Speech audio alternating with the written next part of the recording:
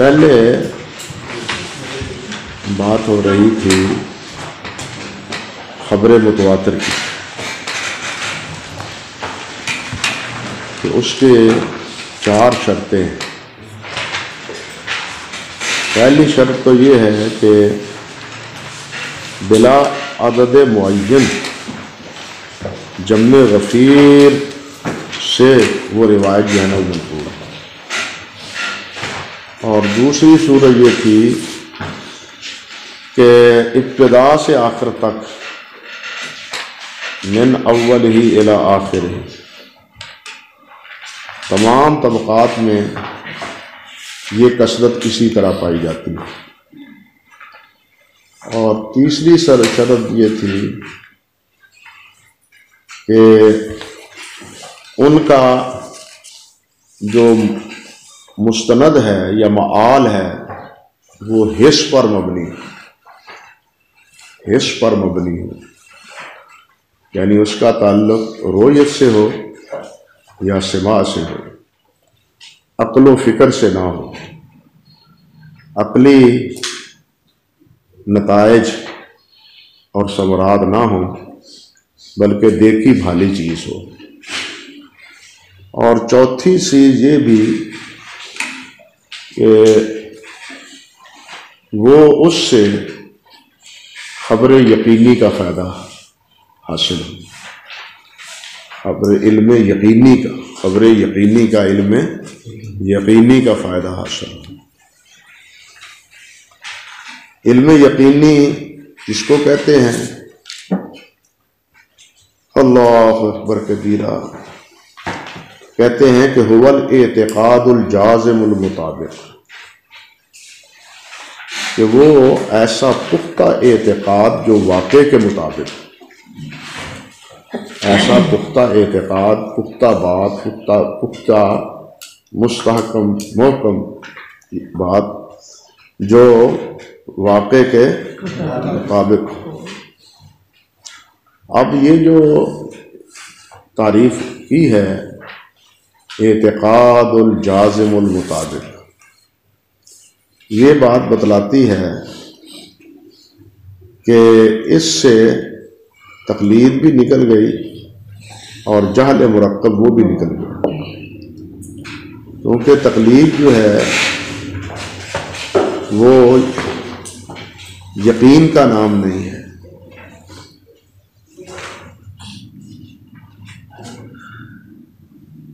تقلید اقسام یقین میں سے نہیں ہے، سمجھے نا؟ جو علم تقلیدی حاصل ہو وہ علم یقینی نہیں ہے۔ علم یقینی وہ ہے جو جمع غفیر سے حاصل ہو اور واقع کے مطابق۔ اللہ اکبر کبیر۔ اور یقین کے بارے میں بتلا چکا ہوں کہ اس کے 3 مرتبے ہیں: علم الیقین، عین الیقین، حق الیقین۔ سورۃ تکاثر میں ہے نا، الہاکم التکاثر حتی زرتم المقابر کلا سوف تعلمون ثم کلا سوف تعلمون کلا لو تعلمون علم الیقین لترون الجحیم ثم لترونها عین الیقین۔ اللہ اکبر۔ یہ آنکھوں کے ساتھ دیکھ لینا اور اس کے ساتھ وابستہ ہو جانا، یہ عین الیقین۔ پہلے تو ہے عین الیقین، علم الیقین، عین الیقین، حق الیقین۔ اللہ اکبر کبیرہ، اللہ اکبر کبیرہ، اللہ اکبر کبیرہ۔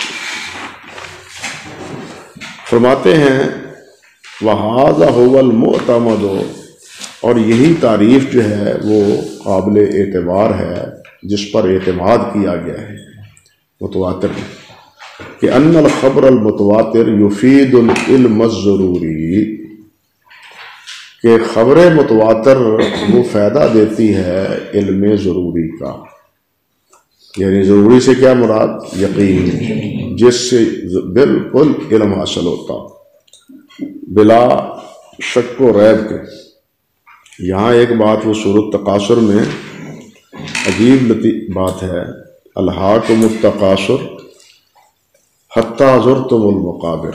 اب مجھے یہ یاد نہیں کہ میں نے پڑھا کہاں ہے، یہ یاد نہیں رہا۔ ایک عرب نے، اور عرب بھی وہ جو بدو تھا، عربی تھا، اس نے یہی جب سورت سنی نا، الہاکم التکاثر حتی زرتم المقابر، وہ کہنے لگا اچھا اس کا مطلب یہ ہے کہ قبروں کے بعد بھی کوئی مقام ہے، قبروں کے بعد بھی کوئی مقام ہے جہاں انسان نے جانا ہے۔ یہ تو زیارت گاہ ہے، قبریں زیارت گاہ ہیں، مستقل مقام اور مستقر وہ کوئی اور ہے۔ یعنی اس نے اس سے قیامت پر استدلال کیا، بات سمجھے؟ اس بدو نے اس آیت سے قیامت پر استدلال کیا کہ اللہ تعالیٰ نے فرمایا ہے یہاں کہ تم قبروں کی زیارت کرو گے، اس کا مطلب ہے کہ قبریں ہمیشہ کا ٹھکانہ نہیں ہے، کیونکہ زیارت اس چیز کی ہوتی ہے جو کچھ لمحے کے لیے ہو، کچھ وقت کے لیے ہو، ہمیشہ کے لیے زیارت تو ہوتی نہیں۔ کیسا لطیف استدلال ہے اس کا، اللہ اکبر کبیر۔ چلیے خیر، فرماتے ہیں وَهُوَ الَّذِي، اور وہ علم ضروری کیا ہے؟ وَهُوَ الَّذِي يَسْتَرُّ الْإِنسَانُ إِلَيْهِ بِحَيْثُ لَا يُمْكِنُهُ الدَّفْعُ، کہ وہ ہے کہ جس کے لیے انسان مجبور ہو جائے اور اس کو رد کرنا اس کے لیے ممکن نہ ہو، اس کو رد کرنا اس کے لیے ممکن نہ ہو، وہ ہے خبر متواتر۔ یہ تعریف ہے خبر متواتر کی۔ اللہ آپ کا بھلا کرے۔ ہمارے اصولیین کے نزدیک، یا یوں سمجھ لیجئے کہ جو اصول فقہ والے ہیں ان کے نزدیک، یا اسی طرح معتزلہ وغیرہ جو کلامی فرق ہیں ان کے نزدیک،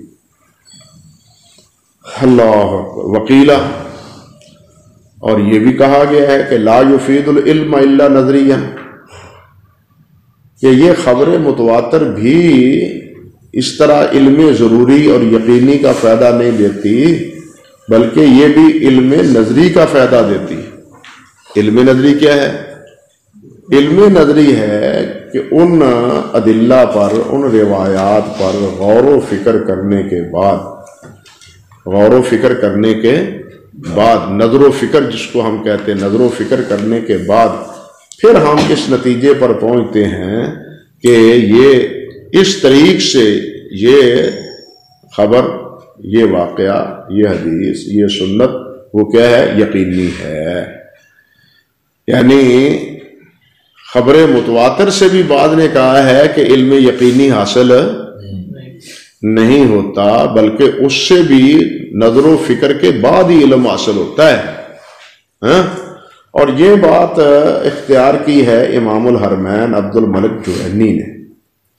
امام الحرمین عبد الملک جوینی رحمۃ اللہ علیہ نے، اور اسی طرح ابو الحسین البصری نے، اور معتزلہ میں قابی میں سے۔ اللہ اکبر کبیرہ۔ اور امام غزالی نے ایک اور ہی بات کہی ہے۔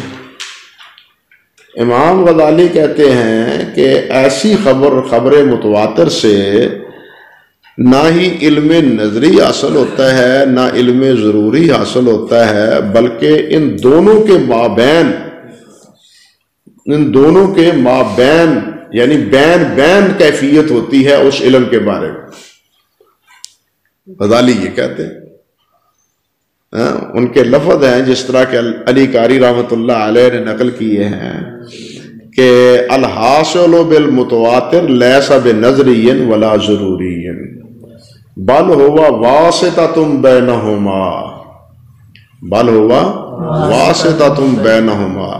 ان دونوں کے مابین ایک واسطہ ہے، نہ علم یقین ہے اور نہ ہی یہ علم نظری ہے، بلکہ ان کے مابین ایک کیفیت ہے جس سے ہم سمجھ لیتے ہیں کہ یہ خبر جو ہے نا، یہ کیا ہے؟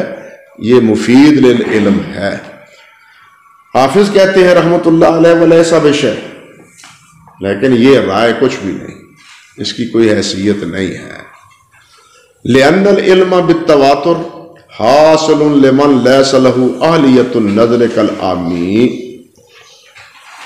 اللہ اکبر۔ کہتے ہیں کہ اس لیے کہ علم تواتر سے جو علم ہے، لأن العلم بالتواتر، تواتر سے مراد یہاں متواتر، متواتر سے جو علم حاصل ہوتا ہے وہ ہوتا ہے لمن لیس له اہلیت النظر، بھائی جس کو غور و فکر کی اہلیت حاصل نہ ہو، کالعامی، جیسا کہ ایک عام آدمی ہے وہ غور و فکر کی صلاحیت ہی نہیں رکھتا، کیونکہ اس نے کچھ علم سے اس کو کوئی دسترس نہیں ہے، علم تو اس نے پڑھا ہی نہیں، لیکن جمع غفیر کو دیکھ کے وہ کہتا ہے یار یہ ساری بات یہ کہہ رہے ہیں، یہ غلط تو نہیں کہہ رہے نا۔ تو یہ عامی آدمی جو ہے اس کو، اس کے لیے یہ چیز باعث کیا ہے؟ علم ہے۔ تو عامی کے لیے یہ چیز جو ہے نا وہ بغیر علم نظری کے وہ چیز علم کا فائدہ دیتی ہے۔ لیکن دیکھیے ایک عامی آدمی بھی کیوں نہ ہو، عالم آدمی علی حسب المراتب، عالم بھی تو ایک درجے اور مرتبے میں نہیں ہے نا، عالم بھی اپنے علم و فضل کے اعتبار سے مختلف مراتب پر فائز ہیں۔ اسی طرح جو عامی آدمی ہے ان کی بھی کیفیت اسی طرح ہے، عامی بھی سب یکساں نہیں ہے، جس طرح عالم سب یکساں نہیں ہیں، فوق ذی کل علم علیم آپ فرماتے ہیں، اسی طرح عامی بھی یکساں نہیں ہے، اور عامی میں بھی یک گنا صلاحیت ہوتی ہے، بے وقوف بالکل نہیں ہوتا۔ کہتے ہیں کہ یہاں عامی کا لفظ نہیں بولنا چاہیے بلکہ کل برہے کہنا چاہیے، کل برہے، جس طرح کہ ایک آدمی کیا ہوتا ہے؟ دیوانہ ہوتا ہے، عقل مند نہیں ہوتا، وہ یہاں مراد لینا چاہیے، عامی آدمی نے، کیونکہ عامی کو بھی اپنے درجے کے اعتبار سے یک گنا ایک اہمیت حاصل ہوتی ہے، سمجھے یا نہیں؟ اب جو بے وقوف ہے، اللہ اکبر، یا جیسے اللہ آپ کا بھلا کرے یہ احمق آدمی ہے، بے وقوف آدمی ہے، اس کو عقل فکر نہیں ہے، عقل فکر اس کو نہیں ہے، وہ ایسی روایت کو دیکھ کے اس نتیجے پر تو پہنچ سکتا ہے، لیکن عامی جو ہے بہرحال اس کے بھی مراتب ہیں، عامی اپنے درجے کے اعتبار سے اس سے مستفید ہوگا۔ آج کے دور میں آپ نے دیکھا ہوگا کئی عامی ایسے ہیں جو ایک دن بھی سکول نہیں گئے لیکن اخبار پڑھ رہے ہوتے ہیں یا نہیں؟ عامی ایک دن بھی سکول میں نہیں گیا لیکن اخبار پڑھتے ہیں، حتیٰ کہ باتوں میں دلچسپی بھی لیتے ہیں، بلکہ آپ کا تو تجربہ گاؤں میں رہنے والوں کا اور زیادہ وسیع ہے اس بارے میں کہ گاؤں میں جتنے آدمی ہوتے ہیں وہ سب پڑھے لکھے تو نہیں ہوتے، وہ عامی ہوتے ہیں نا۔ تو عامی آدمیوں کی ایک مجلس منعقد ہوتی ہے اور وہ ایک معاملے میں فیصلہ کرتے ہیں یا نہیں کرتے؟ تو پرے پچایت جی نوندے، ہم چھوٹے چھوٹے ہوتے تھے تو اعلان ہوتا تھا، او سارے پگ بن چوک چ کٹھے ہو جاؤ، پگ بن، ادو لوگ پگا بنتے سن، ہوں تو ٹوپیاں بھی ختم ہو گئی ہیں، پگ بن آدھے ہوں سن، پگ بنن والے پگاں والے جڑے نے وڈے لوگ وہ سارے دے سارے کتنے کٹھے ہو جاؤ؟ چوک چ، وہ جناب انہوں نے پھر باس بھی کرنی ہے اور اس پر نقد بھی کرنا ہے، تبصرہ بھی کرنا ہے، پھر جا کے کہیں کوئی فیصلہ ہونا ہے۔ تو یہ عامیوں کی یہ صلاحیت ہے، یہ ہے یا نہیں؟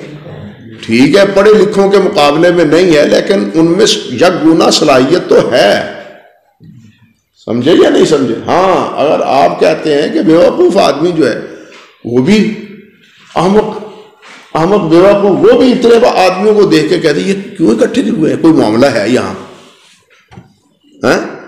تو بعض شارحین نے کہا ہے کہ یہاں عامی نہیں کہنا چاہیے تھا، یہاں کیا کہنا چاہیے؟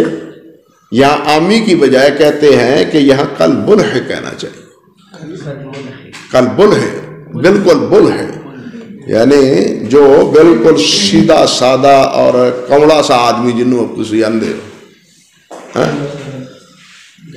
وہ ایک حدیث میں بھی آتا ہے کہ اکثر اہل الجنت البلہ، اکثر جنت میں جانے والے وہ اسی طرح کے سیدھے سادے آدمی ہوں گے، اللہ لوگ جنہوں کہتے ہیں اللہ اکبر کبیرہ۔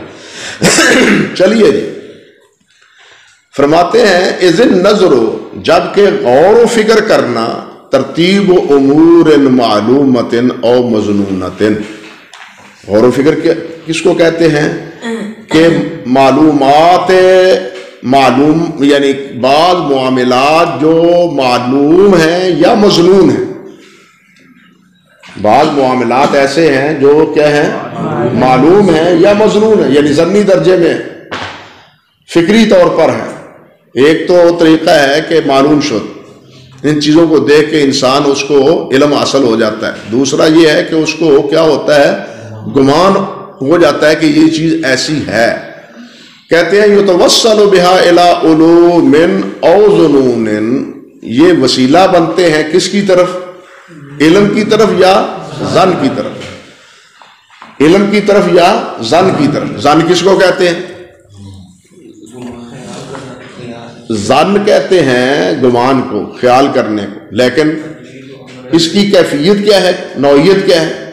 کہ آپ ایک چیز کو دیکھتے ہیں دور سے، میں نے سمجھائی تھی ایک بات روز بھی پہلے بات ہے، دور سے دیکھتے ہیں تو آپ کے ذہن میں آتا ہے یہ پتہ نہیں کیا چیز ہے، یہ درخت کا تنا ہے یا کوئی پتھر کھڑا ہے یا انسان ہے، وہ کوئی فیصلہ نہیں کر پاتا، دور سے ایک وجود نظر آتا ہے اور کہتا ہے صحیح، یہ ہے ظن، اور جو ہی وہ آگے بڑھتا ہے تو وہ دیکھتا ہے نہیں انسان نہیں تو تنا ہے، یا یہ کیا ہے، کوئی پتھر پڑا ہے۔ ہاں، وہ صحابی کو دشمن نے ایک تنا سمجھ کے جو تیر چلایا تھا، بھی چلو تیر مارتے ہیں پتہ چل جائے گا، اگر آدمی ہوگا تو ادھر ادھر ہوگا، لیکن اس کا خیال جو ہے نا غلط ثابت ہوا۔ خیر، کہنے کا مقصد یہ تھا کہ ظن کہتے ہیں کہ جس کے بارے میں حتمی فیصلہ نہ کیا جا سکے، جس کے بارے میں کوئی یقینی فیصلہ نہ کیا جا سکے، یہ جو قرآن مجید میں ہے ان بعض ظن اسم، کہ بعض ظن، سارے ظن نہیں، تمام ظن نہیں، بلکہ بعض ظن کیا ہیں؟ وہ کیا ہے؟ آپ دو آدمیوں کو دیکھتے ہوئے جاتے ہوئے دیکھ رہے ہیں اور آپ کہتے ہیں کہ یہ آدمی ٹھیک نہیں ہے، مشکوک نگاہوں سے ہیں، ان کا کردار درست نہیں ہے، آپ ان کے بارے میں ایک گمان کرتے ہیں کہ یہ اس وقت یہ دونوں کیوں جا رہے ہیں، مختلف خیالات دل و دماغ میں جنم لینے شروع ہو جاتے ہیں۔ تو یہ جو جنون ہے نا، یہ کیا ہے؟ یہ گناہ۔ مومن کے بارے میں اچھا گمان رکھنا چاہیے، نہ کہ بدگمانی رکھنی چاہیے، سمجھے یا نہیں سمجھے؟ تو یہ ظن اس قسم کا یہ درست نہیں۔ یہاں بھی مصنف رحمۃ اللہ علیہ فرماتے ہیں کہ امور معلومہ یا مظنونہ کو ترتیب دینے کے بعد جو چیز حاصل ہوتی ہے وہ کیا ہوتی ہے؟ وہ دو ہی اس کی پوزیشنیں ہیں، یتوسل بہا الی علوم او ظنون۔ آپ دیکھتے ہیں کہ جناب یہ دیوار ہے، یہ جھکی ہوئی، اب جھکی ہوئی دیوار کو دیکھنے کے بعد آپ دیکھتے ہیں کہ یہ تو گر جائے گی، یہ گر جائے گی، اس کے نیچے نہیں بیٹھنا چاہیے، اور جو بیٹھا ہوا ہو آپ اس کو بھی اٹھا دیتے ہیں، یہ ایک قرینہ ہے اس کا، یہ ایک کیا ہے؟ قرینہ ہے کہ جھکا ہوا ہونا، لیکن یقین تو اس کا نہیں ہے۔ بہت سی دیواریں ہیں جو تھوڑی سی ٹیڑھی بھی ہوتی ہیں لیکن قائم رہتی ہیں عرصہ تک۔ تو یہ چیز ظن اس کو کہتے ہیں۔ تو فرماتے ہیں کہ یتوسل بہا الی علوم او ظنون ولیس فی العامی اہلیت ذلک، عامی کے لیے اس کی صلاحیت نہیں ہوتی۔ عامی سے مراد وہ پہلے میں بتلا چکا ہوں کہ یہاں کہتے ہیں کہ بلہا مراد لینا چاہیے، عامی کو پھر بھی صلاحیت ہوتی ہے، اور دیوار کو ٹیڑھا دیکھ کے میں بچی ہو تو بچی، وہ بھی کہہ لیتا ہے۔ فلو کان نظریا لما حاصل لہم، اور اگر یہ اس سے فائدہ نظری ہو تو عامی کو تو اس سے کوئی فائدہ نہیں ہوتا۔ عامی آدمی کو تو غور و فکر، نظر و فکر کرنے کی صلاحیت ہی نہیں ہوتی، تو وہ اس سے فائدہ کیا حاصل کرے گا؟ اس لیے یہ بات کہنا جو امام الحرمین رحمۃ اللہ علیہ نے یا دوسرے واعظ حضرات نے کہی ہے کہ متواتر سے علم ضروری ہی حاصل ہوتا ہے، علم ضروری حاصل نہیں ہوتا بلکہ کیا ہے علم نظری حاصل ہوتا ہے، یہ درست نہیں۔ وہ کہتے ہیں حافظ رحمۃ اللہ علیہ کا معارضہ یہ ہے کہ علم نظری تو حاصل ہوتا ہے غور و فکر کرنے کے بعد، اور جو عامی آدمی ہوتا ہے وہ غور و فکر کی صلاحیت نہیں رکھتا۔ اس لیے آپ کیسے کہتے ہیں حضرت صاحب کہ متواتر کے ساتھ علم نظری حاصل ہوتا ہے؟ یہ معارضہ حافظ نے کیا رحمۃ اللہ علیہ۔ فرماتے ہیں وَاللَّهَ بِهَذَا التَّقْرِيرِ، اس تقریر سے، اس تفصیل سے، اس بحث سے یہ چیز واضح ہو جاتی ہے، نمایاں ہو جاتی ہے، روشن ہو جاتی ہے۔ کیا؟ الفرق بین العلم الضروری والعلم النظری، علم ضروری اور علم نظری کے مابین فرق اس ہماری تفصیل سے کیا ہو جاتا ہے؟ بالکل واضح ہو جاتا ہے۔ اذ الضروری یفید العلم بلا استدلال، اس لیے کہ علم ضروری وہ فائدہ دیتی ہے کس کا؟ علم کا، بغیر استدلال کے، بغیر استدلال کے، بغیر بحث و نظر کے، بغیر غور و فکر کے وہ کیا فائدہ دیتی ہے؟ علم کا فائدہ، علم ضروری کا فائدہ دیتی ہے۔ والنظری، اور جو علم نظری ہے وہ کیا ہے؟ یفیدہ، یہ اس کو فائدہ دیتی ہے لیکن مال استدلال علی الافادہ، لیکن وہ استدلال کے ساتھ جس چیز پر آپ فائدہ اٹھانا چاہ رہے ہیں اس سے، اس کے بارے میں استدلال کے بعد، بحث و نظر کے بعد۔ فرماتے ہیں وَأَنَّ الضُّرُورِيَّ يَحْصُلُ لِكُلِّ سَامِعٍ، اور علم ضروری جو ہے وہ متواتر سے ہر سامع کے لیے کیا ہے؟ حاصل ہو جاتا ہے۔ علم ضروری سے یعنی متواتر سے علم ضروری ہر سامع کو حاصل ہو جاتا ہے۔ وَالنَّظْرِيَّ لَا يَحْصُلُ إِلَّا لِمَنْ فِيهِ أَهْلِيَّةُ النَّظْرِ، اور علم نظری نہیں حاصل ہوتا مگر کس کو؟ جو نظر و فکر کی اہلیت رکھتا ہے، اسی کو حاصل ہوتا ہے، کسی اور کو حاصل نہیں ہوتا۔ اللہ اکبر کبیرہ، اللہ اکبر کبیرہ، اللہ اکبر کبیرہ۔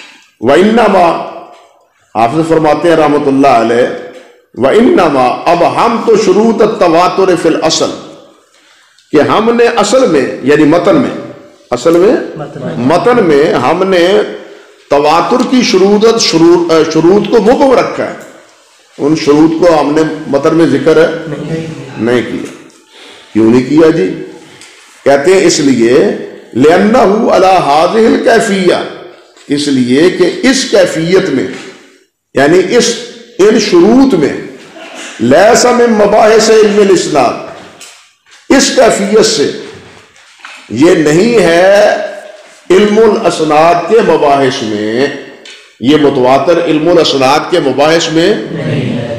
متواتر میں سند کی کو نہیں دیکھا جاتا، اس کے راویوں کو نہیں دیکھا جاتا کہ یہ راوی عادل ہیں، ضابط ہیں، یا اور کوئی کمی کجی تو نہیں ہے۔ حتیٰ کہ سبکی نے جمع الجوامع میں، اور پھر اسی طرح علی قاری اور دوسرے شارحین نے یہاں تک کہہ دیا ہے کہ اس میں اسلام کی شرط بھی نہیں ہوتی کہ انسان اسلام والا ہو، مسلمان ہو. متواتر کے لیے مسلمان ہونا بھی ضروری نہیں ہے، جمع غفیر ہونا شرط. وہ خواہ مسلمان ہو وہ خواہ غیر مسلم. گویا کہ متواتر سے یہ بات نہ سمجھیں یہ حدیث متواتر، خبر متواتر، اور وہ خبر متواتر غیر مسلموں سے بھی ہو سکتی ہے، مسلمانوں سے بھی ہو سکتی ہے. ایک خبر متواتر جو ہے وہ غیر مسلم بھی دے سکتے ہیں اور مسلمان بھی دے سکتے ہیں. تو کہتے ہیں کہ متواتر کے لیے یہ بھی شرط نہیں ہے کہ وہ مسلمان ہو. اور یہی اشارہ ہے حافظ رحمۃ اللہ علیہ کا، اللہ اکبر کبیرہ، کہ اس کیفیت سے جو ہم نے ذکر کی ہے یہ کیفیت، یہ علم الاسناد کے مباحث میں نہیں ہے. اور علم الاسناد جو ہے وہ کیا ہے؟ وہ علم حدیث ہے. علم الاسناد کیا ہے؟ وہ علم حدیث کے واسطے بمنزلہ سیڑھی کے ہے. لولا الاسناد لما قالا لقالا من شاء ما شاء. لولا الاسناد لقالا من شاء ما شاء. الاسناد من الدین، اسناد جو ہے وہ کیا ہے؟ دین ہے. اور یہ اسناد یہ اس امت کا خاصہ ہے. الحمدللہ یہ اسناد بھی اس امت کا خاصہ ہے. حافظ ابن حزم رحمۃ اللہ علیہ نے الفصل میں بہت اچھی بات کی ہے اس مسئلے میں. خلاصہ اس کا بھی یہی ہے کہ باقی ادیان وہ یہودیوں کے ہوں، یہودیوں کا ہو یا عیسائیوں کا ہو یا دوسرے غیر مسلم جتنے بھی ہیں، ان کے ہاں سند کا کوئی اہتمام نہیں. یہ سند کا اہتمام صرف اس امت میں ہے. کوئی بات بغیر سند کے وہ نہیں کہتے. حتیٰ کہ آپ اندازہ کریں کہ جو قصے ہیں، واقعات ہیں، حتیٰ کہ لغت بھی جو ہے وہ بھی سند با سند منقول ہو تو اس کا اعتبار ہے، ورنہ اعتبار نہیں. اغانی ہے نا کتاب، یہ قصے کہانیوں کی، شاعروں کی، قصے گوؤں کی کتاب ہے. لیکن اس نے بھی قصے جو بھی نقل کیے ہیں وہ سند سے نقل کیے ہیں، بغیر سند کے وہ قصہ بھی نقل نہیں کیا. یعنی محدثین نے، تابعین نے، ائمہ تابعین، اتباع التابعین اور ہمارے ائمہ سلف محدثین رحمہم اللہ نے سند کا ایسا سور پھونکا ہے کہ اس دور میں کوئی بات بغیر سند کے قبول ہی نہیں کرتے تھے. نہ لغت، نہ فقہ، نہ حدیث، نہ شعر و ادب، نہ ہی ادب، کوئی چیز جو ہے نا وہ بغیر سند کے قبول نہیں کرتے تھے. وہ صحیح مسلم کے مقدمے میں آپ نے پڑھا ہے نا غالباً، امام طالقانی ہے غالباً، انہوں نے عبداللہ ابن مبارک رحمۃ اللہ علیہ سے پوچھا، پورا قصہ یاد نہیں، اللہ اکبر، کہ وہ کہنے لگے جی کہ نبی صلی اللہ علیہ وسلم نے سنا ہے کہ آپ نے فرمایا کہ جو آدمی اپنے والدین سے صلہ رحمی کرنا چاہتا ہے اس کو چاہیے کہ نماز کے ساتھ 2 رکعتیں پڑھے اور ان 2 رکعتوں کا جو ہے نا ہدیہ وہ والدین کو پہنچائے، 2 رکعتوں کا ثواب. امام عبداللہ بن مبارک رحمۃ اللہ علیہ فرمانے لگے بھائی یہ آپ کس سے بیان کرتے ہیں؟ تو طالقانی کہنے لگے فلاں سے. کہنے لگے وہ تو سکھا ہے. اس نے کس سے سنا ہے؟ فلاں سے. وہ بھی سکھا ہے. اس نے آگے وہ جی آگے بیان کرتے ہیں نبی صلی اللہ علیہ وسلم سے. امام عبداللہ بن مبارک فرماتے ہیں کہ نبی علیہ الصلوۃ والسلام اور اس کے مابین اتنا فاصلہ ہے کہ سفر کرتے کرتے اونٹوں کی گردنیں وہ بھی ٹوٹ جاتی ہیں. تو تم یہ قصہ کیسے بیان کرتے ہو؟ یہ مقدمے میں نا تفصیلاً یہ مذکور ہے امام مسلم رحمۃ اللہ علیہ. تو خیر کہنے کا مقصد یہ تھا کہ اس دور میں کوئی بات بغیر سند کے بیان نہیں کی جاتی. جب امر واقع یہ ہے تو پھر اسی بنیاد پر محدثین رحمہم اللہ نے مرسل کو اور منقطع کو قبول نہیں کیا. لیکن مرسل کی حجیت اور عدم حجیت میں جتنا انتشار اور اختلاف ہے وہ اللہ اکبر یہاں تک بعض نے کہہ دیا ہے، ابن جریر رحمۃ اللہ علیہ نے غالباً انہوں نے کہا ہے کہ مرسل کی حجیت سے انکار دوسری صدی کی بدعت ہے. ہاں، یعنی سب سے پہلے انکار اس کا امام شافعی نے کیا ہے رحمۃ اللہ علیہ نے، حالانکہ یہ بات ابن جریر کی یا جس نے بھی کہی ہے وہ بالکل غلط ہے. صحابہ کرام کا انکار موجود ہے، تابعین کا انکار موجود ہے، اور یہ ساری تفصیل ذکر کی ہے حافظ ابن حجر رحمۃ اللہ علیہ نے النقط میں مرسل کی بحث کے ضمن میں. آگے جب آئے گی نا مرسل کی اس وقت ضروری باتیں وہاں بھی ہم کریں گے انشاءاللہ، اللہ نے توفیق عطا فرمائی. تو عرض کرنے کا کہنے کا مقصد صرف یہ تھا کہ علم الاسناد یہ تو ہے علم حدیث، اور جس میں سند کے علم پر بحث ہی نہ ہو وہ اس کا شمار علوم الحدیث میں نہیں ہو سکتا. اس لیے اس کا شمار علوم الحدیث میں نہیں ہو سکتا. حافظ اسی لیے کہتے ہیں از علم الاسناد یبحث فیہ عن صحت الحدیث او ضعفہ، اس لیے کہ علم الاسناد میں بحث کی جاتی ہے حدیث کی صحت سے یا حدیث کے ضعف سے، حدیث کی صحت سے یا حدیث کے ضعف سے. اور یہ کیوں کی جاتی ہے؟ لیعمل بہ او یترک، تاکہ یا تو اس کو معمول بنایا جائے یا اس کو نظر انداز کر دیا جائے. کہتے من حیث و صفات الرجال، راویوں کے صفات کے تناظر میں اگر ان کی صفات ایسی ہیں کہ جو قابل قبول نہیں ہیں تو ان کی بیان کی ہوئی روایت بھی قابل قبول نہیں ہے. اگر اس کی صفات ایسی ہیں جو اچھی ہیں اور قابل قبول ہیں تو ان کی بیان کی ہوئی روایت بھی قابل قبول ہے. اور جہاں راوی کا دیکھنا صفات الرجال ہے وہاں سیغ الادا بھی ہے، صرف راوی نہیں بلکہ سیغ ادا. وہ کیا کہتا ہے؟ سمیتو کہتا ہے، اخبرنی کہتا ہے، ان کہتا ہے، پھر ادا میں راوی مروی انہو کی لقاء موجود ہے یا لقاء موجود نہیں. یہ جو استاد شاگرد کے بارے میں جو شروط ہیں وہ بھی اس میں ملحوظ رکھے جاتے ہیں، صرف راوی نہیں دیکھے جاتے بلکہ یہ بھی دیکھا جاتا ہے کہ ان راویوں میں کا باہم آپس میں سماع ہے یا نہیں، اور وہ روایت کو بیان کرتا ہے تو کن الفاظ سے بیان کرتا ہے. لیکن کہتے ہیں والمتواتر لا یبحث عن رجالہ، لیکن متواتر میں تو ان کے راویوں پر کیا ہے؟ بحث ہی نہیں ہوتی. متواتر میں اس کے راویوں پر بحث ہی نہیں ہوتی. بل یاجب العمل بہ من غیر بحث، بلکہ اس پر عمل واجب ہے بغیر بحث و نظر کے. اس پر عمل جو ہے وہ کیا ہے؟ لازم ہے، واجب ہے، ضروری ہے بغیر بحث و نظر کے متواتر روایت پر. سمجھے یا نہیں؟ لیکن سوال یہ پیدا ہوتا ہے کہ بعض متواتر ایسی ہیں کہ جن پر کیا ہے؟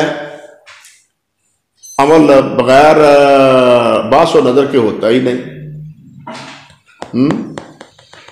اب دیکھیے علامہ عینی ہے نا رحمۃ اللہ علیہ، تو علامہ عینی نے عمدۃ القاری میں کہا ہے کہ حضرت فاطمہ بنت قیس کی جو روایت ہے نا، لا سکنا ولا نفقہ، حضرت فاطمہ بنت قیس کی جو روایت ہے لا سکنا ولا نفقہ، اس روایت کو یہ علامہ عینی رحمۃ اللہ علیہ کہتے ہیں کہ یہ متواتر ہے. اب اس متواتر پر کتنا عمل ہے؟ اس متواتر پر کتنا عمل ہے؟ اس کے متواتر ہونے کے باوجود اس پر اکثر حضرات کا عمل نہیں. حضرت عمر فاروق رضی اللہ تعالیٰ عنہ نے یا سیدہ عائشہ رضی اللہ تعالیٰ عنہ نے جو فیصلہ دیا اس کے خلاف وہ آپ کے علم میں، اور پھر اللہ معاف فرمائے جو علماء احناف نے اس کے بارے میں باتیں کی ہیں وہ اس پر پھر مستزاد ہے. اللہ اکبر کبیرہ، اللہ اکبر کبیرہ. لیکن اس کے متواتر ہونے کے باوجود اس سے علم یقینی کا فائدہ. اور یہ کیوں ہے پھر؟ وہ کہتے ہیں اس لیے کہ اس کے مد مقابل دوسری معارض اس کے روایات یا آیات موجود ہیں. اس کے معارض آیات موجود ہیں. اسی طرح آپ دیکھیں کہ رفع الیدین کی روایت ہے، متواتر ہے یا نہیں؟ لیکن اس پر بھی امت کا اتفاق، سامعین کا اتفاق، احناف سارے احناف ان کو اس متواتر سے علم یقینی حاصل ان کو نہیں ہوتا، بلکہ بعد کی بولیاں بولتے ہیں اور اتنا نقد کرتے ہیں کہ صحیح بخاری کی روایت جس کے بارے میں امام علی بن مدینی رحمۃ اللہ علیہ فرماتے ہیں کہ یہ روایت تو ایسے ہے جیسے یہ استوانہ ہے. یہ کیا ہے؟ پلر. جس طرح یہ پلر مضبوط ہے اسی طرح یہ سند مضبوط ہے. امام علی بن مدینی کا یہ قول ہے، امام بخاری رحمۃ اللہ علیہ نے جزء رفع الیدین میں ذکر کیا ہے. اب جو اس پر سر مارے گا وہ اپنا ہی سر پھوڑے گا، پلر کا کیا جائے گا؟ مطلب ان کا یہ ہے کہ جو اس پر نقد و تبصرہ کرے گا وہ اپنا سر پھاڑے گا، اس کا یعنی اس پلر کا کچھ نہیں بگڑے گا. اتنی پختہ سند ہونے کے باوجود اور یہ روایت متواتر ہونے کے باوجود علم یقینی کا فائدہ نہیں دیتی ہے نظرات کو. اور اس کے مقابلے میں جو ظنی روایات ہیں ان کو انہوں نے اپنا ماخذ بنایا ہوا ہے، ان کو اپنا انہوں نے ماخذ بنایا ہوا ہے. پھر ایک دوسری جہت سے بات اور ہے، وہ کیا؟ وہ یہ کہ حضرات محدثین رحمہم اللہ، میں نے پہلے کہا ہے نا کہ حافظ نے بھی کہا ہے کہ یہ ان مباحث میں سے نہیں ہے، یہ اس مباحث میں نہیں ہے. حافظ ابن الصلاح، پہلے یہ دیکھیے کہ حافظ ابن الصلاح رحمۃ اللہ علیہ نے جیسے یہ آگے ذکر کر رہے ہیں نا، ذکر ابن الصلاح مثال التواتر، یہ تو آگے مثال بیان کی، لیکن ابن الصلاح رحمۃ اللہ علیہ نے مشہور الحدیث المشہور اس کے تحت، یعنی 30ویں نو کے تحت، کتنی نو کے بعد؟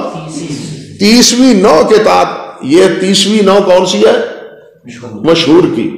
اس کے تحت یہ بات کہی ہے جو حافظ نے یہاں فرمائی ہے کہ وَمِنَ الْمَشْهُورِ الْمُتَوَاتِرِ الَّذِي يَذْكُرُهُ أَهْلُ الْفِقْهِ وَأُصُولِهِ، کہ مشہور کی قسم جو ہے وہ کون سی ہے؟ متواتر، جس کو اہل فقہ اور اصولیین ذکر کرتے ہیں. وَأَهْلُ الْحَدِيثِ لَا يَذْكُرُونَهُ، اور اہل حدیث جو ہے محدثین جو ہیں وہ اس کا ذکر نہیں کرتے.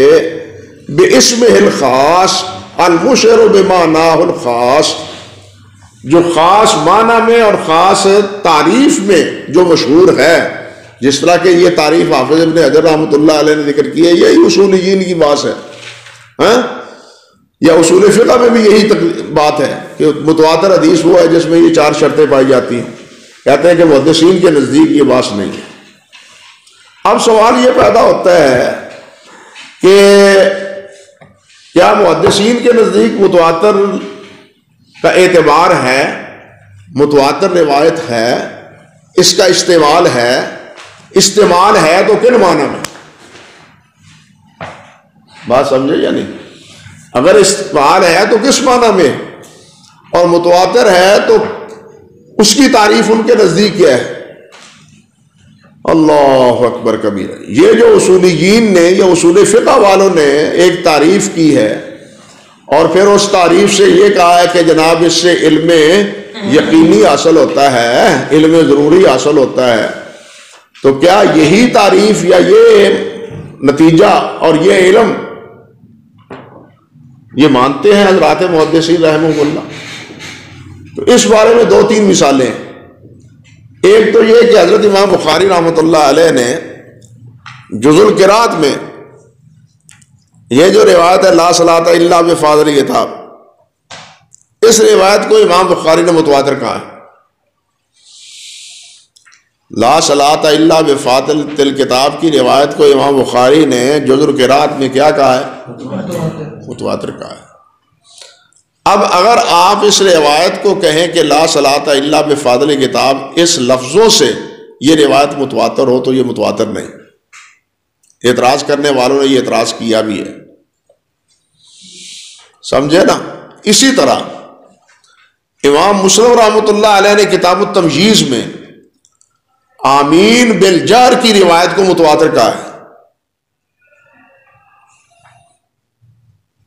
آمین بالجہر کی روایت کو امام مسلم رحمۃ اللہ علیہ نے کتاب التمجیز میں کیا کہا ہے؟ متواتر کہا ہے۔ اور یہ تو آپ بھی جانتے ہیں کہ آمین بالجہر کی روایت متواتر نہیں ہے۔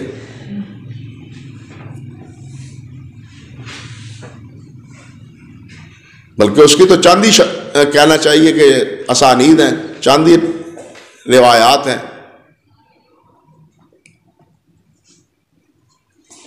اسی طرح علامہ طحاوی نے رحمۃ اللہ علیہ، امام طحاوی نے شرح معانی الآثار میں گھوڑے کی حلت کی روایات کو متواتر کہا ہے۔ گھوڑے کی علت کی روایات کو کیا کہا ہے؟ متواتر کہا ہے۔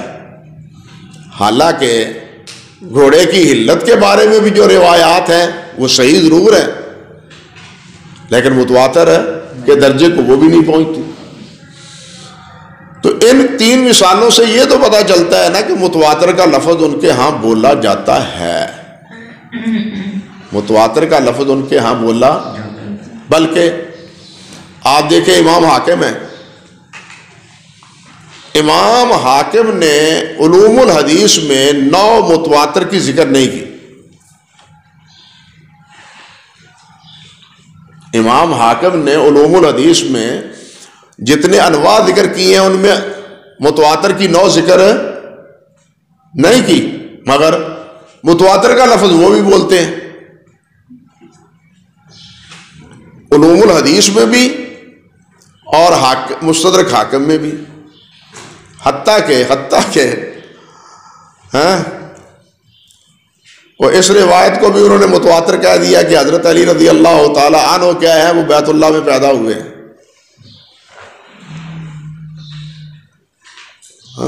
اسی وجہ سے پر شیعہ اسی وجہ کہا جاتا ہے کہ وہ شیعہ کی طرف ان کا میرا نہیں، یہ اور بات، ان کے مناقب میں بہت ساری روایتیں ہیں، یہی ایک سبب نہیں ہے۔ اللہ اکبر کبیرہ، اللہ اکبر کبیرہ۔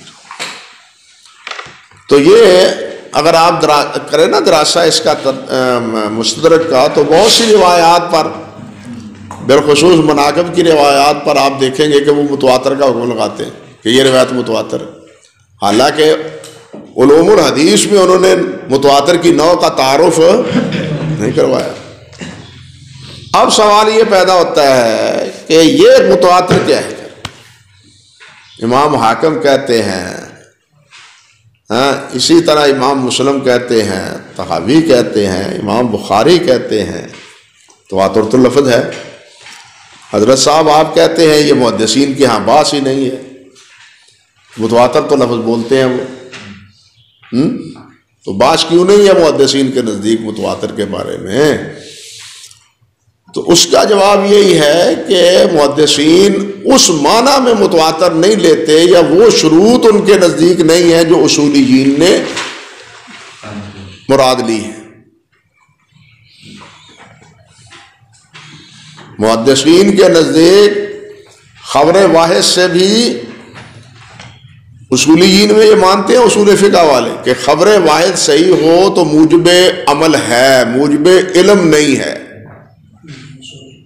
فرق دیکھیے، اصول فقہ میں ہے کہ خبر واحد صحیح جو ہے وہ کیا ہے؟ موجب عمل ہے، اس پر عمل کرنا چاہیے، لیکن موجب علم نہیں ہے۔ لیکن محدثین خبر واحد سے موجب علم مانتے ہیں، بالخصوص وہ روایت جو معتف بالقرائن ہو، بالخصوص وہ جو معتف بالقرائن ہو، جس طرح کہ حافظ ابن تیمیہ رحمۃ اللہ علیہ نے کہا ہے. اللہ اکبر کبیرہ. اللہ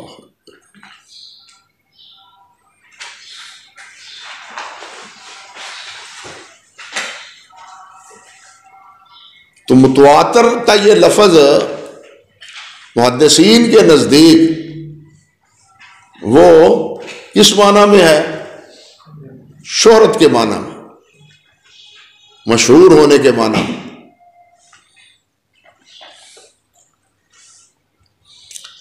اصطلاحی تواتر کی تعریف اور اس کا نتیجہ ہے وہ مراد نہیں.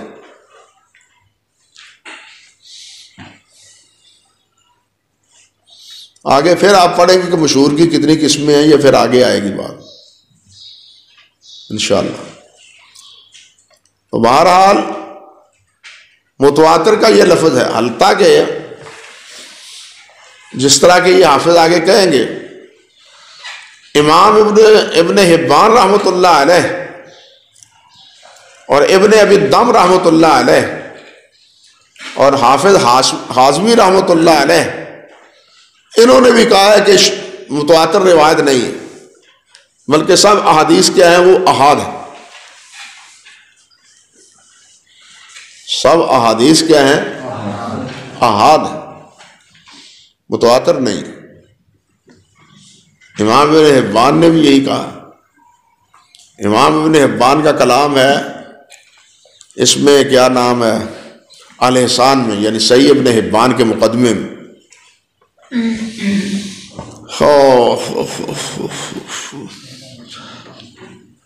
اور احسان اللہ اور حازمی کی کا کلام ہے شروط الائمہ الخمسہ میں.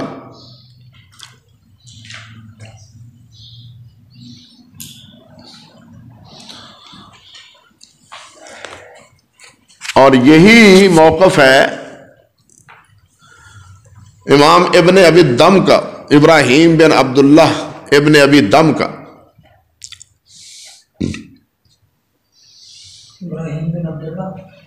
ابراہیم بن عبداللہ ابن ابی دم، اور ان کا یہ کلام نقل کیا ہے. اللہ اکبر. علامہ زبیدی نے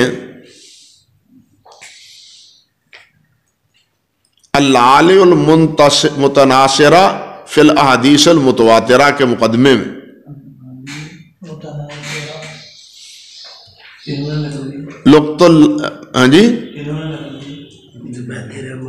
علامہ زبیدی رحمۃ اللہ علیہ صاحب تاج العروس،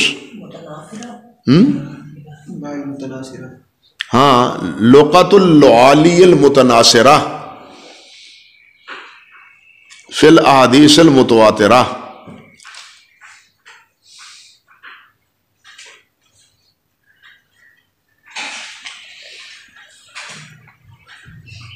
تو محدثین کی نزدیک پھر تاریخ متواتر کی بس یہی ہے کہ وہ شہرت والی مشہور ہو اور اس سے علم حاصل ہو.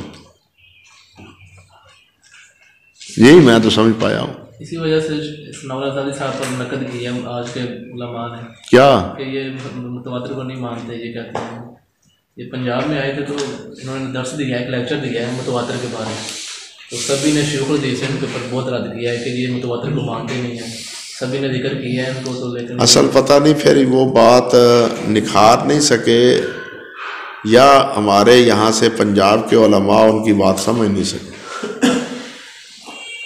دونوں میں سے ایک بات ضرور ہے. یا تو حضرت زاہدی صاحب نکھار نے اللہ کے یہ جو ہے ان کی شرح نور الانوار کی، اس میں انہوں نے بڑی تفصیلاً اس پر بحث کی،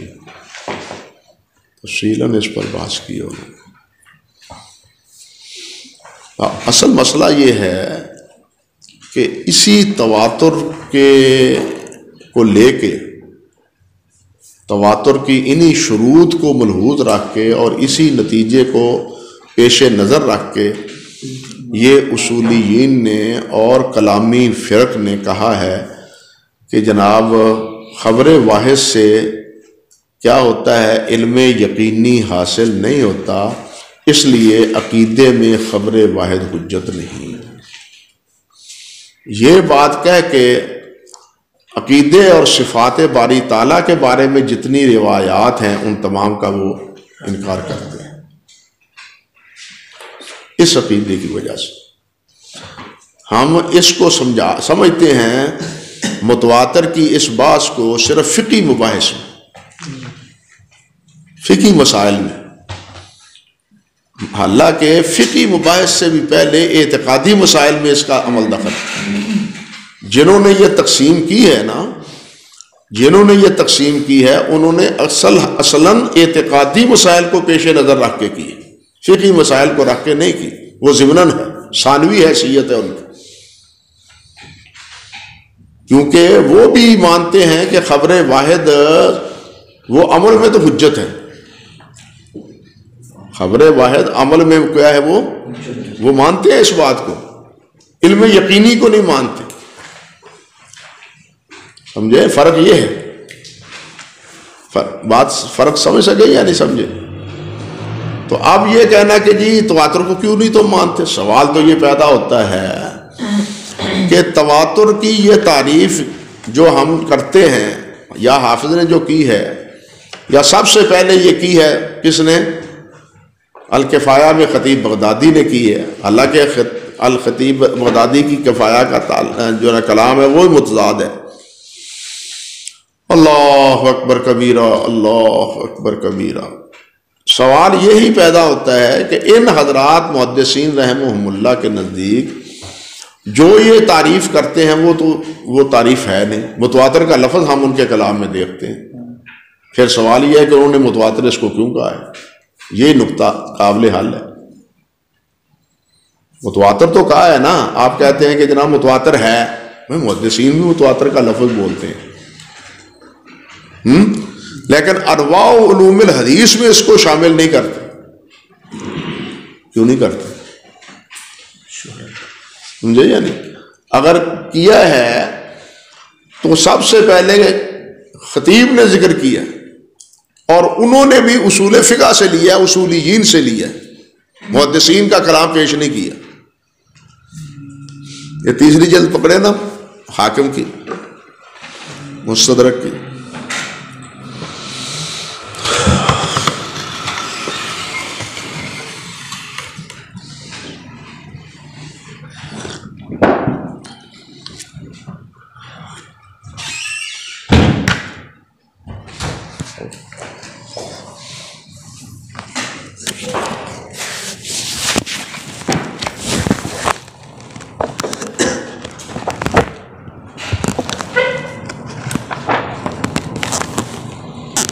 اللہ اکبر کبیر، اللہ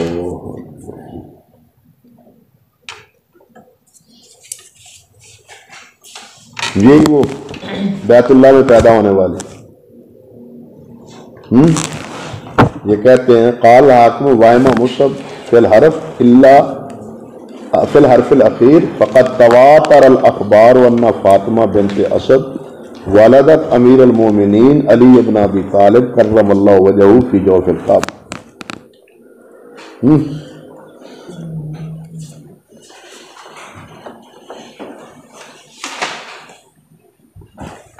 رابی نے بھی نیچے وہی لکھ دیا، قال الحاکم وائمہ مصحف فی الحرف الاخیر، یہ وہی لفظ نقل کر دیے ہیں۔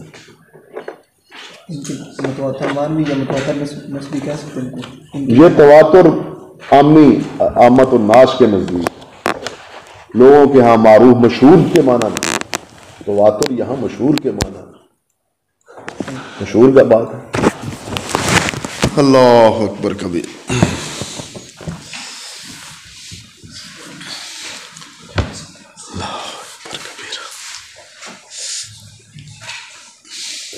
صحیح، اس طرح متواتر مانوی کی ہم کرتے ہیں تو معنی تو متواتر ہے، لیکن ان کے یعنی سند اتنی نہیں ہے۔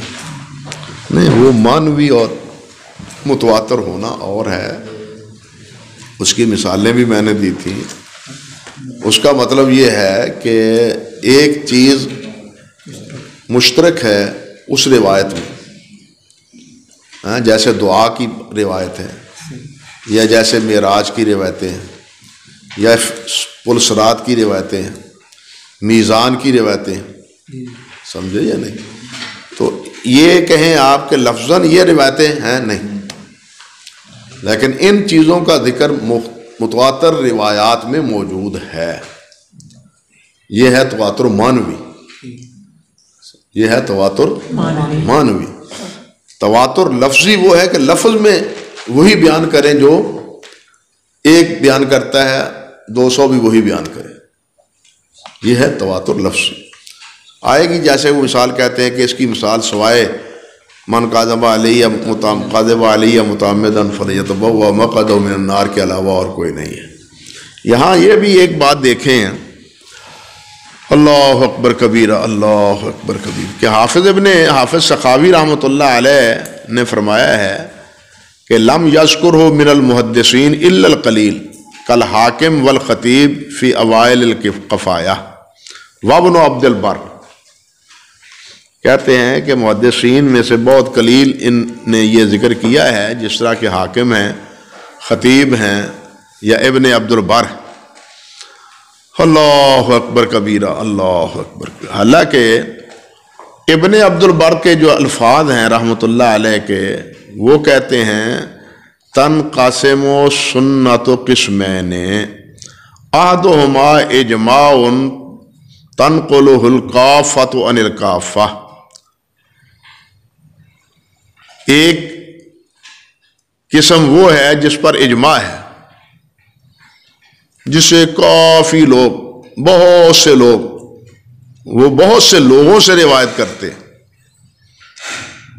سمجھے نا؟ اس کو اگر کوئی سمجھے کہ یہ متواتر ہے، اس سے مراد ان کی متواتر ہے، تو بھلے کہے، لیکن انہوں نے متواتر کا لفظ استعمال نہیں کیا، بلکہ آگے کہتے ہیں کہ حدیث المسح ہے نا، مسح علی خفین، اس کی روایت کو انہوں نے کہا ہے کہ انہ استفاض و تواتر. یہ لفظ انہ استفاض و تواتر. اللہ اکبر کبیرہ. حدیث میں سب سے پہلے لوگ کو ذکر کرنے والے خطیب بغدادی ہیں، اور انہوں نے فقہ سے لیا اصول. ہاں، لیکن رسالہ میں بھی یہ نہیں بحث، خبر احاد کی بحث. ہاں جی، خبر احاد میں رسالہ میں امام شافعی کی ہے، اس میں بھی خبر احاد کی بحث نہیں ہے. خبر احاد کی بات ہے اس تناظر میں کہ وہ حجت ہے، اس تناظر میں ہے کہ وہ حجت ہے، اور اس دور میں معتزلہ ہوں یا اہل الرائے ہوں، وہ تو خبر واحد کو ویسے ہی ماننے کے لیے آمادہ نہیں تھے، بالخصوص عقائد میں. تو اس لیے امام بخاری، امام مسلم، امام شافعی رحمۃ اللہ علیہ نے بڑا زور دیا ہے. خبر واحد پر 3 کتابوں میں سب سے زیادہ بحث ہے. ایک الرسالہ میں، دوسری ابن حزم کے الاحکام میں، اور تیسری حافظ ابن قیم کی الصواعق المرسلہ میں. یہاں بڑی تفصیل ہے خبر واحد کی حجیت کے بارے میں. اللہ اکبر کبیرہ، اللہ اکبر. یہ معرفت علوم الحدیث پکڑے نا.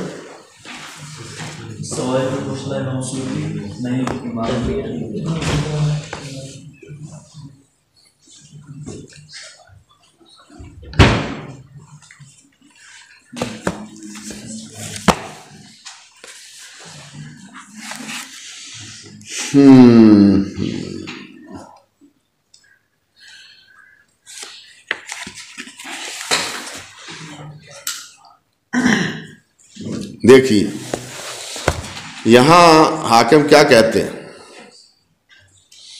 وقد تواترت الاخبار فی التفاسیر عن عبداللہ بن عباس وغیرہ ان رسول اللہ صلی اللہ علیہ وسلم اخذ یوم المباہلہ بید علی وحسن وحسین وجعلوا فاطمہ وراءہم ثم قال ہؤلاء ابناؤنا وانفسنا ونساؤنا فحلوموا انفسکم وابناءکم. یہ اور اس روایت کو کیا کہتے ہیں؟ ٹھیک ہے.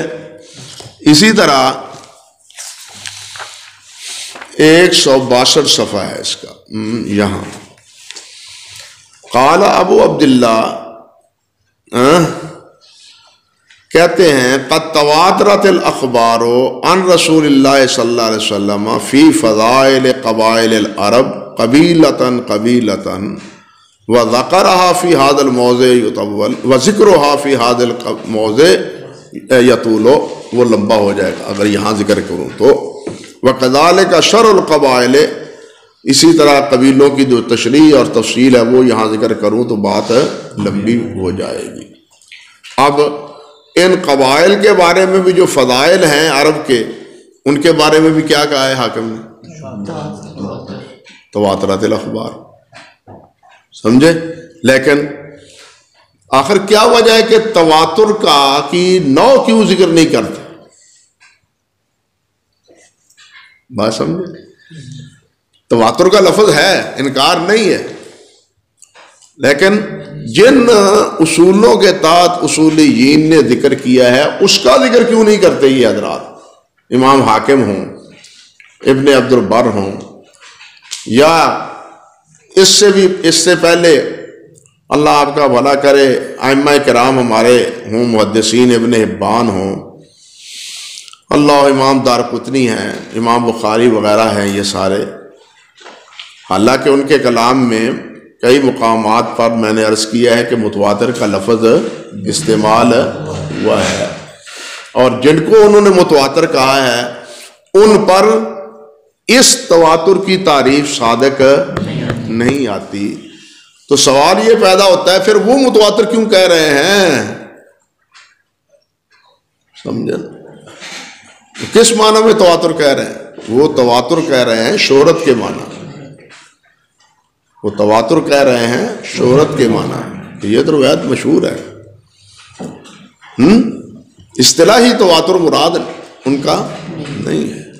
ورنہ آپ دیکھیں طحاوی گھوڑے کی علت کے بارے میں روایات کو متواتر مانتے ہیں اور احناف اس کو ماننے کے لیے تیار ہی نہیں ہے، اور نہ ہی وہ متواتر مانتے ہیں. علت کی روایات کو نہ ہی احناف متواتر مانتے ہیں، طحاوی کی بات بھی نہیں مانتے اپنے بابا کی.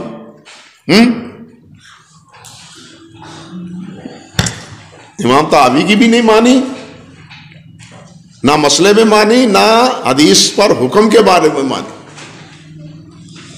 تو یہ ہے مسئلہ کہ تواتر کے بارے میں یہ جو تقسیم ہمارے اصولیین کرتے ہیں خطیب نے کی ہے، اور اس کے بعد یہ ہمارے سارے حضرات پیچھے پڑ گئے ہیں. ابن الصلاح رحمۃ اللہ علیہ نے بھی یہ تعریف اور اس نوع کا ذکر باقاعدہ نہیں کیا، بلکہ اس کو مشہور کے ضمن میں ذکر کیا ہے، جس کے بارے میں انہوں نے کہا کہ بعد نے اس کا نام کیا رکھا ہے؟ تواتر. بعد نے اس کا نام رکھا ہے، اور ساتھ کہہ دیا ہے کہ سب سے پہلے بطور ایک پوری نوع کے جو تعارف کروایا ہے وہ سب سے پہلے کون ہے؟ خطیب. سمجھے نا؟ خطیب رحمۃ اللہ علیہ کا یہی مسئلہ ایک نہیں ہے. دیکھیے، یہی ایک تواتر کا مسئلہ یا خبر احاد کا مسئلہ ہی نہیں ہے، اور بھی مسائل ہیں جس میں خطیب جو ہے نا وہ اصولیین کے ساتھ متفق ہے. مثال کے طور پر خطیب یہ الکفایہ میں صاف صاف کہتے ہیں کہ زیادۃ الثقہ مقبولہ، زیادۃ الثقہ، اور اس کو کہتے ہیں فقہاء محدثین فلاں فلاں سب نے اس کو اسی کو مانا ہے. حالانکہ زیادت ثقہ علی الاطلاق محدثین کا موقف نہیں. علی الاطلاق زیادت ثقہ کی قبولیت کا موقف محدثین حضرات کا نہیں. وہ قرائن کو دیکھتے ہیں، وہ قرائن کو دیکھتے ہیں کہ قرینہ یہاں قرائن کون کون سے ہیں. جو ترجیح دیتے ہیں اس کو قبول کرنے میں یا اس کو رد کرنے میں. سمجھے یا نہیں؟ وہ صرف ثقہ کی زیادتی کو نہیں مانتے. تو امام نووی کا بھی یہی موقف ہے جو خطیب بغدادی نے اختیار کیا ہے. امام نووی کا بھی یہی موقف ہے. اصولیین اکثر پیچھے پھر آ جاتے ہیں، اسی کو قبول کرتے ہیں. تو یہی ایک مقام نہیں ہے، اور بھی مقامات پر کہنا چاہیے کہ تواتر کے علاوہ بھی کچھ مسائل ایسے ہیں جن کو جو آئے ہیں اصولیین سے، اصول فقہ سے. او مولوی صاحب تواتر کا ہی مسئلہ نہیں ہے، اور بھی ہے. کیا نام ہے آپ کا جناب؟ بھول جاتا ہوں یار. حافظ شہزاد. ماشاء اللہ. گھر کدھر ہے؟ وہ آپ تو پھر مادر علمی ہے. ہمارا گجرانوالا، اور گجرانوالا تو جناب علماء کا مسکن ہے. ماشاء اللہ. اللہ گجرانوالا شہر میں ہی، اور منڈیالہ. اچھا ماشاء اللہ. تو خیر کہنے کا مقصد یہ تھا کہ متواتر کا یہ یعنی اعتبار، یہ اللہ آپ کا بھلا کرے، ائمہ متقدمین کے کلام میں یہ چیز نہیں ہے. لفظ ضرور ہے لیکن اس معنی میں نہیں ہے. پھر ان حضرات نے خبر واحد سے کہہ دیا کہ جناب یہ کیا ہے، حجت نہیں ہے. کس میں؟ عقیدے میں. خبر واحد حجت نہیں ہے کس میں؟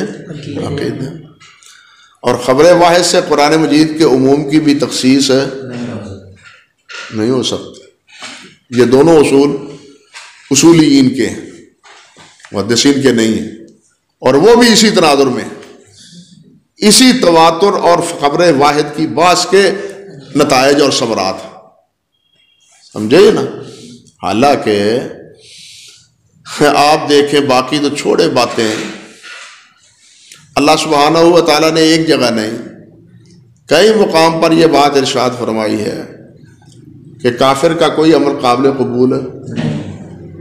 ٹھیک ہے، کافر کا کوئی عمل قابل قبول نہیں. لیکن ابو طالب کو سب سے کم سزا کیوں ہوگی؟ یہ اعتقادی مسئلہ ہمارا ہے، یعنی کہ کافر کہاں جائے گا؟ اور جہنم میں بھی سب سے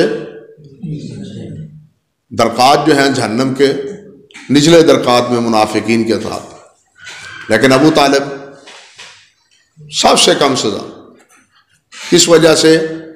نبی علیہ الصلوۃ والسلام کی وجہ سے. اب یہ جو خبر واحد ہے، یہ قرآن مجید کی جو آیات ہیں ان میں تخصیص اس نے پیدا کی ہے یا نہیں؟ اب اس کو تو ہمارے حنفی مانتے ہیں. حنفی مانتے ہیں یا نہیں مانتے؟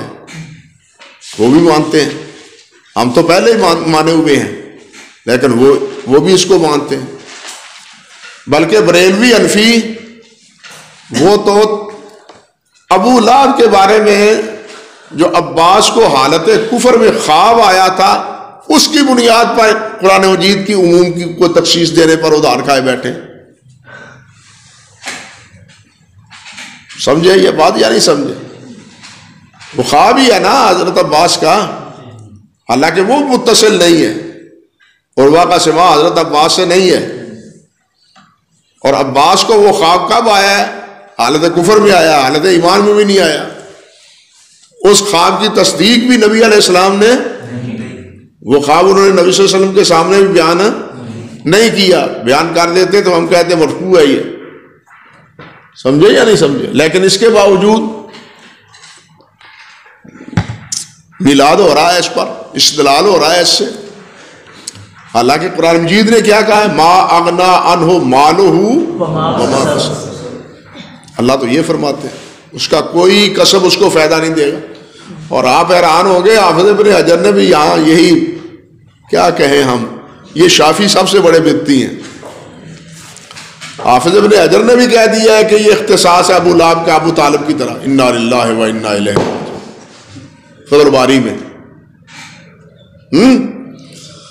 تو خیر عرض کرنے کا مقصد یہ تھا کہ عقائد میں بھی خبر واحد جو ہے نا وہ حجت ہے، اور اس پر بس شیخ البانی رحمۃ اللہ علیہ کا وہ جو چھوٹا سا رسالہ ہے الحدیث و حجتاً فی العقیدۃ کیا اس قسم کا نام ہے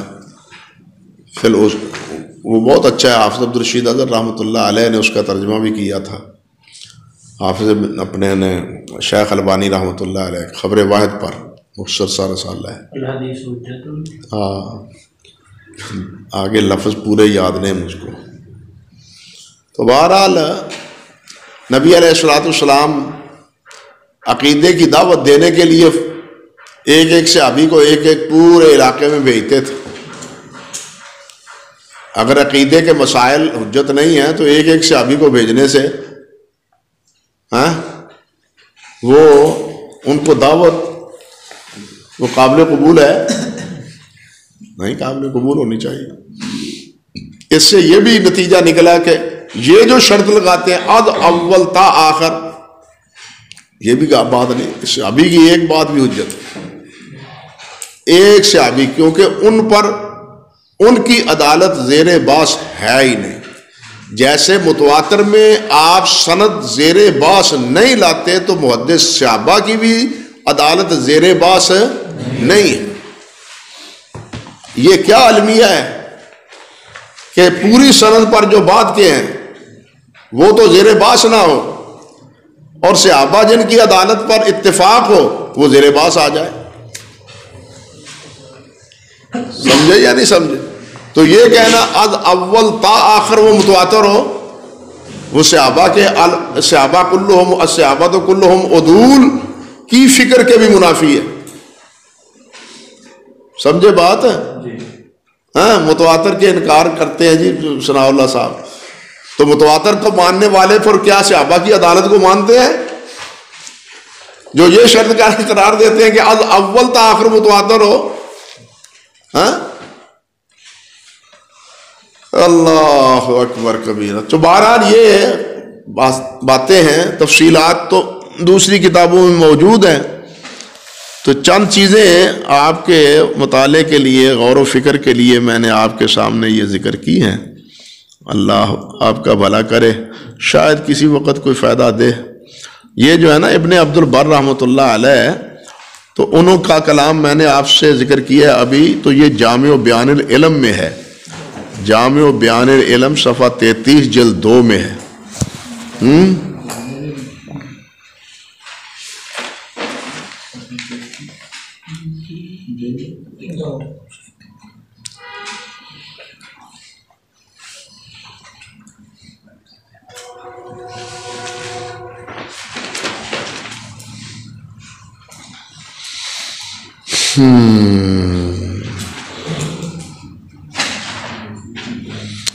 تقیید والایذاء میں، التقیید والایذاء میں حافظ عراقی نے فرمایا ہے قد یریدون بالتواتر الاشتہار لا معنی الذی فسر الاصولیون، لا معنی الذی فسر الاصولیون۔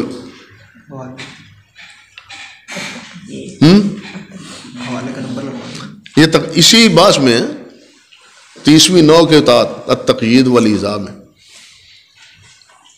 اب تو مسئلہ واضح ہو گیا، جو میں کہہ رہا تھا، عرض کر رہا تھا آپ کی خدمت عالیہ میں، کہ اس سے وہ مشہور مراد لیتے ہیں، مشہور یہ روایت۔ اور یہی وجہ ہے کہ ابن الصلاح نے بھی رحمۃ اللہ علیہ نے بھی اصولیین کی متواتر کو مشہور کی نو میں ہی ذکر کیا ہے۔ بات سمجھے یا نہیں؟ کس نو میں ذکر کیا ہے؟ مشہور کی نو میں ذکر۔ اب ہم شرح نخبہ سے لے کے اوپر تک تواتر کی بات پڑھتے رہیں تو ہم تو کہیں گے نا کہ جی جو انکار کرتا ہے وہ تواتر کا منکر ہے، ہاں وہ تو یہی کہے گا نا۔ وہ کیا ہے، اللہ آپ کا بھلا کرے، وہ نامی شرح ہے نا، اصول فقہ کی کتاب ہے چھوٹی سی، ظفر اللہ مانی، ظفر اللہ مانی، وہ تو حدیث کی ہے، کیا کرتے ہیں اصول فقہ کی، یہ شرح وقایع سے پہلے نا کیا ہے، جامع نور الانوار سے پہلے ہوتی ہے وہ، جی حسامی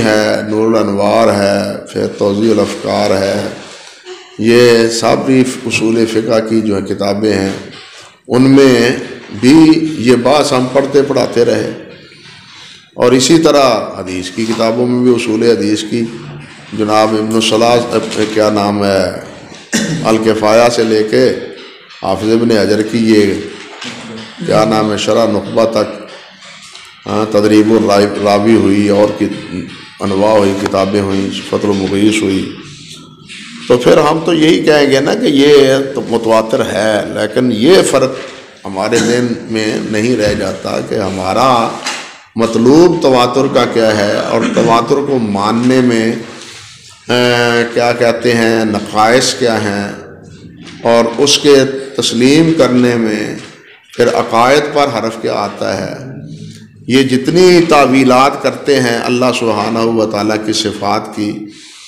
اور تمام اسی لیے یہ سب کہتے ہیں کہ جناب خبر واحد عقیدے میں حجت نہیں ہوتی، یہ ساری باتیں اسی تناظر میں ہوتی، وہ کہتے ہیں خبر واحد نہیں، خبر متواتر یقینی، وہ عقیدہ یقینی ہے، اس لیے مظنون چیز نہیں ہونی چاہیے، حالانکہ یہ ظنی چیز یہ بھی ایک معنی فضول سی بات ہے، ظن میں نے کہا کہ یہ مظنون کے معنی میں بھی آتی ہے اور یقین کے معنی میں بھی، قرآن مجید ہی میں یہ اس کا استعمال ظن کا ہوا ہے، یہ تو کلام کے تناظر میں فیصلہ کیا جاتا ہے کہ یہاں ظن کے معنی یقین ہے، یہ قرآن بھی الذین یظنون انہم ملاقو، اب یہ یہاں ظن کے معنی کیا ہی ہے، یہی ہے جو ظن ہم شمار کرتے ہیں فقہ میں، ایسا جنون تو اللہ کے ہاں معتبر ہی نہیں ہے، بلکہ دوسری جگہ تے الذین یوقنون ایقان کا لفظ استعمال ہوا ہے، والذین یؤمنون بالآخرۃ، وہ ہم کیسے ہے وَهُمْ بِالْآخِرَةِ يُوقِنُونَ، یوقنون بالآخرۃ ہم یوقنون، یقین چاہیے، ظن نہیں چاہیے، دیکھا جائے گا اگر قیامت ہوگی تو یہ ظن تو کافروں کا بھی تھا، یقین نہیں تھا، اور تبھی تو وہ کہتے ہیں، قرآن نے نہیں کہا، وہ کہتے تھے اگر قیامت ہوئی تو وہاں بھی ہمارے ہم ہی کامیاب ہو گئے، اللہ ہم پر راضی ہے، اللہ نے ہمیں اولاد بھی دی ہے، مال بھی دی ہے، اللہ راضی ہے نا، اگر قیامت ہوگی تو قیامت کے دن بھی ہم بھی نفع میں رہیں گے، اسرار ہے ان کا یا نہیں ہے، تو ظن تو ان کا بھی تھا قیامت کے بارے میں، لیکن پھر وہ کافر کے کافر کیوں ہیں، سمجھے یا نہیں؟ تو ظن کا ہر جگہ معنی جو ہے وہ مظنون کے معنی میں نہیں ہے، یقین کے معنی میں بھی ہے، اور کلام کے کہنا چاہیے کہ تناظر میں ہی اس کا فیصلہ کیا جاتا ہے کہ یہاں ظن سے مراد کیا ہے۔ باقی یہ جو آگے بات کی ہے افسا رحمۃ اللہ علیہ نے، وذکر ابن الصلاح ان مثال التواتر متواتر، یہ انشاءاللہ اللہ نے چاہا تو